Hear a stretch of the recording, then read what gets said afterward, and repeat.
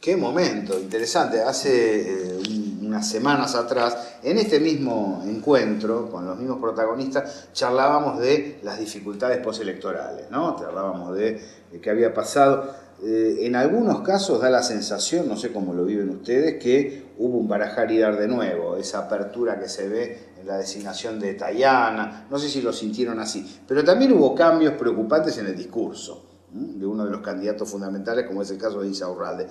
¿Qué tal, Ariel? ¿Cómo andás? Muy buenas tardes, ¿qué tal? ¿Cómo andás, Hugo? Bien, Gabriel. ¿Cómo vivieron lo de Tayana? ¿Les gustó? No, lo de Tayana me parece que está muy bien. Tayana era hora, ¿no? Había sido injustamente desplazado como legislador nacional, de manera que está bien. Ha sido una buena elección. Lo que vos decís con relación al discurso, sí, ahí hay discursos y hechos, ¿no?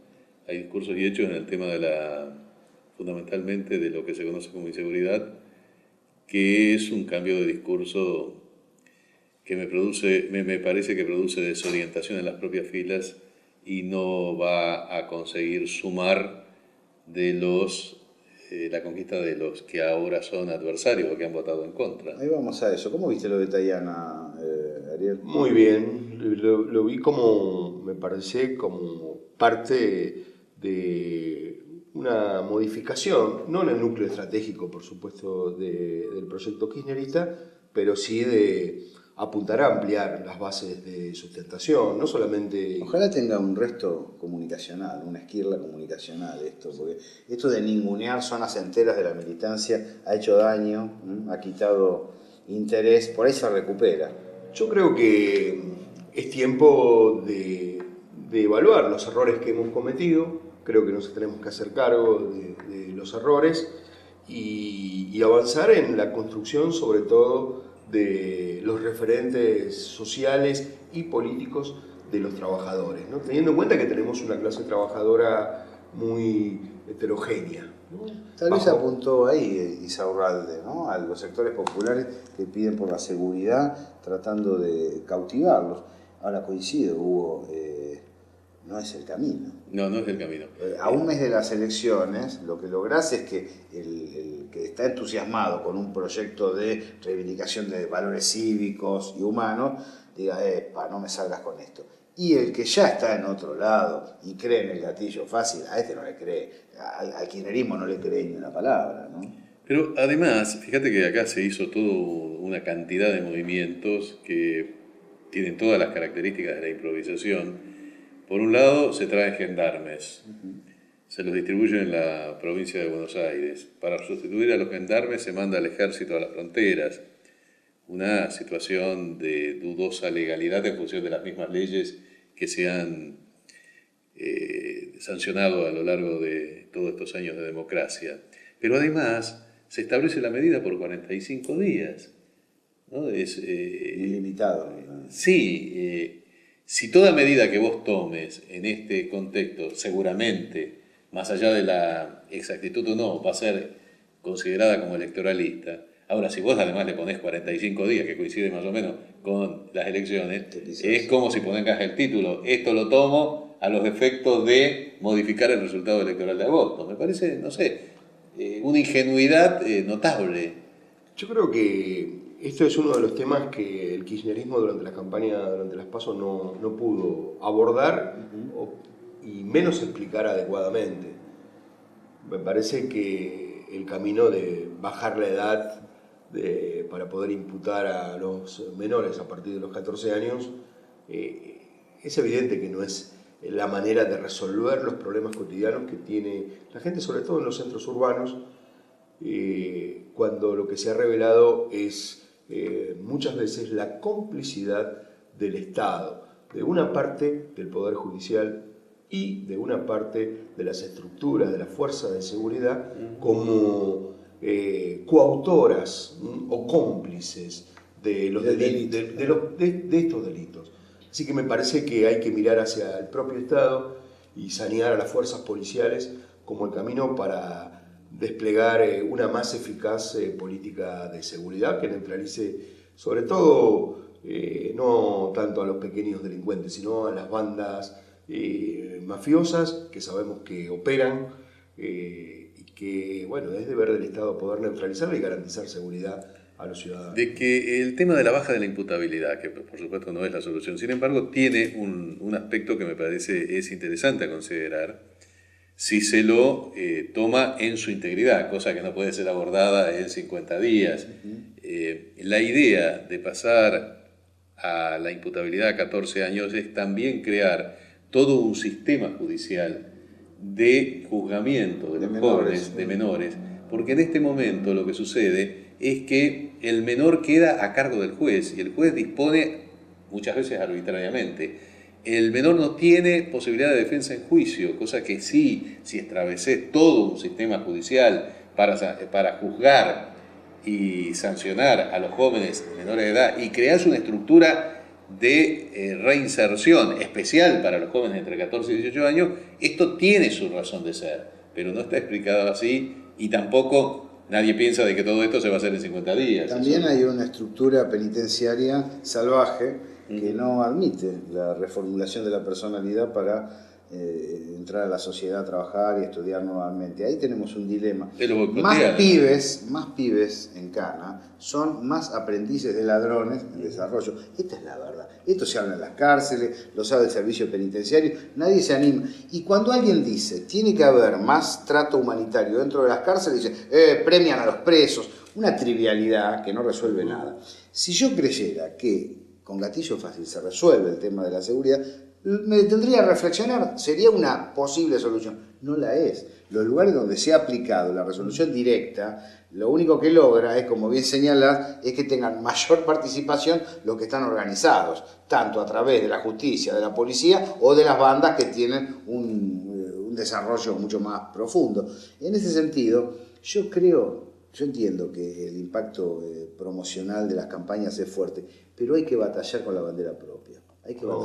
No hay que aflojar electoralmente y darles la razón tácitamente diciendo, bueno, vamos a ver cómo nos endurecemos. Te jugaste por este camino y dale adelante con este camino. Así es, este es nuestro proyecto, el que se fue construyendo y lo tenemos que defender como tal. Por supuesto que hay equivocaciones, hay desgaste, hay errores y justamente creo que la capacidad autocrítica permite un camino para poder subsanarlos. Y hay cuestiones que han quedado irresueltas, pero hay que avanzar sin renunciar a ningún principio. Y me parece que este anuncio de bajar o pretender bajar la edad de los menores para poder imputarlos, y teniendo en cuenta esto que vos señalabas, ¿no? Los espacios punitivos realmente no son espacios de inserción. Como lo revela la experiencia cotidiana, ¿no? Ha sido el propio servicio penitenciario al que ha dejado escapar en Ezeiza y esto no lo decimos solamente, lo dice la propia justicia, el propio Poder Judicial. Qué hipócrita la oposición, ¿no? Porque hasta ahora estamos hablando, creo que con buen tino, de aciertos y errores de lo que podríamos llamar el campo nacional y popular. Fíjate que la oposición tiene el esquema de cuando se buscan soluciones sociales con intervención del Estado, planes vaguear.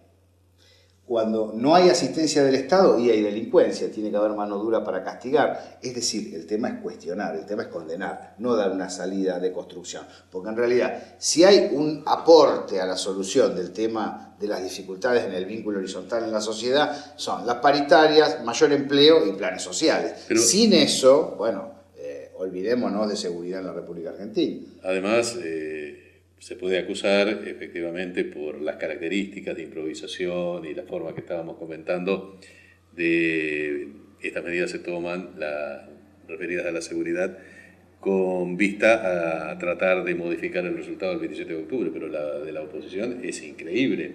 Redrado propone la supresión del impuesto a las ganancias, Macri propone la supresión de las retenciones. Y ahí tenemos que dar una batalla de ideas importante, ¿no? Porque justamente si hay que hacer alguna reforma tributaria va en el sentido de ampliar los impuestos directos y reducir los impuestos indirectos en el que paga tanto el obrero o el desempleado como el principal concentrador de la riqueza. Parece que se han la oposición estaba utilizando un tipo de argumentación que busca crear confusión, sobre todo en los sectores asalariados de buenos ingresos, que tienen paritarias todos los años, que pueden recomponer, también sobre algunos sectores medios que no son asalariados, pero ahí tenemos el deber de dar una batalla, que es necesaria una reforma impositiva, pero para que pongan más los que más ganan. Es importante, ¿no?, el debate, porque yo entiendo todos los errores. Ahora, terminar votando al que te va a sacar los derechos que obtuviste en esta década, por lo menos se suicida. A mí me parece interesante dar una especie de visión boxística de lo que sucede. Cuando el gobierno sufrió dos derrotas, la electoral, primero la parlamentaria y luego la electoral en el 2008 y 2009, el gobierno, a diferencia de lo que todos esperábamos, tomó la iniciativa, se fue de las cuerdas, tomó el centro del ring y llevó al adversario contra las cuerdas. Mejoró, sí. Es cierto que en ese momento existía el dúo Kirchner y la posibilidad de un horizonte más allá del gobierno de Néstor Kirchner, estaba ahí, fácil de apresar. Ahora no hay una derrota electoral real desde el punto de vista de se hicieron las internas, pero ya sabemos cómo funcionan estas internas. Y el gobierno también intenta recuperar el centro del ring, pero lo hace tomando en buena parte el discurso del adversario, y me parece que en esas condiciones los golpes que tira, en lugar de sumar en las tarjetas propias, tienden a incrementar los puntos en las tarjetas del adversario. Me parece que ahí hay una diferencia sustancial con lo que pasó hace un par de años. Hoy barajábamos las encuestas antes de entrar. ¿Sí? No, está muy bien la reducción o la elevación de la base imponible para el impuesto a las ganancias, está bien. Ahora, es una decisión política haber ido por esa dirección. Otra podía haber sido... Pero el tema es el timing político, Ariel. Claro. Hay algo que en política, no es necesario estudiar ciencias políticas para saber que el timing hace a la efectividad de la medida y al éxito político de la medida. Y esto no es necesario que lo diga un politólogo actual. Si se hubiera leído con atención el Martín Fierro, ya está esto del timing político. Cuando Martín Fierro dice hay que golpear en caliente, el hierro hay que golpear en caliente, en función de la ocasión, ¿no? Es decir, la misma ocasión, ese es el momento. Indudablemente ahora, y a 50 días de las elecciones, el efecto va a ser muy inferior a que si se hubiera tomado 7 meses antes, en marzo, cuando se actualizó. Y también el clima, El clima hace que cualquier medida interesante parezca devaluada por esta especie de golpe automático que se le da al televidente, que se lo hace reaccionar en contra del gobierno, aun cuando el gobierno esté anunciando medidas que van a beneficiar económicamente al tipo que está mirando. Creo que también incide el tema cultural comunicacional con intensidad en términos de clima, no en términos de comportamiento directo de cada votante. Y ahí está la batalla comunicacional que tenemos que dar. Cuando hablaba de golpes, me acuerdo, tres golpes de nocable dieron a ustedes, ¿no? No sé si estás preocupado. Sí, no quería dejar de pasar el tema. La verdad que sí. Sin abordarlo. Pero ellos después de ganarle a Vélez, pensaron que llegaban al Olimpo. Y en realidad no pudieron celebrar con champán, porque Champán era el arquero de Olimpo, ¿no? Dos arqueros que llaman Nereo en primera división. Ustedes están contentos, ¿no? Bueno, tuvimos 20 minutos después de unos cuantos partidos horribles que hemos jugado. El gol de Lanzini no lo podrán intercalar. Abrió el camino con un zigzag hermoso. Hermoso. Tal vez se tenga y se le pueda intercalar en este video el gol de Lanzini para enseñar en los colegios. Como poder se puede hacer. Creo que va a haber todo un debate. Igual tenés socio en el camarógrafo. Nos está quedando también la política internacional. No vamos a analizar eso a fondo, pero sí señalar, no sé qué percepción tuvieron ustedes, que Argentina no puede definir la victoria de los aliados sobre Irak y no puede en sí misma frenar el ataque estadounidense sobre Siria. pero no es lo mismo vivir en un país donde el gobierno apoya como vagón de cola miserable la invasión a un pueblo hermano que un gobierno que dice, no, esto no corresponde. Yo me sentí orgulloso de la posición argentina, aún sabiendo que la Argentina no puede determinar lo que sucede en el orden internacional, pero que no es lo mismo tener una posición ecuánime, justa, frente a la agresión a una sociedad que tener una posición servil como la que tuvo nuestro país en los 90. ¿No? Dignifica la posición argentina y también la posición de nuestra región, ¿no? Si América Latina se comporta. Claro, porque más allá de los matices que tiene cada uno de los gobiernos conservadores, gobiernos que implementan también algunas políticas neoliberales, al interior de sus países también se han pronunciado en contra de la guerra, y me parece que hay un repudio en todas las regiones del mundo a esta amenaza de ataque por parte de Estados Unidos a Siria, ¿no? Me parece que, bueno, está bien, es cierto que desde el norte han abandonado la política desde hace tiempo y la han reemplazado por la fuerza bruta, pero me parece que hay un clamor mundial en todas las regiones del planeta condenando. Y bueno, y por supuesto, una voz muy importante y que es referencia para 1.200 millones de habitantes de este planeta, como es la del Papa Francisco, ¿no? Otros papas en otros tiempos bendicen las armas para combatir el infierno. Exactamente, ¿no? Ahora justamente hay un cuestionamiento y marcando un camino, ¿no? Que el diálogo, que la paz es la manera de poder resolver los conflictos. Al mismo tiempo que eso es positivo, noto también una ausencia de la presencia latinoamericana en el tema de los fondos buitres. No he visto ningún tipo de pronunciamiento fuerte de Brasil, de Ecuador, de Bolivia, de Venezuela, que es imprescindible porque ahí se está jugando un partido realmente importante.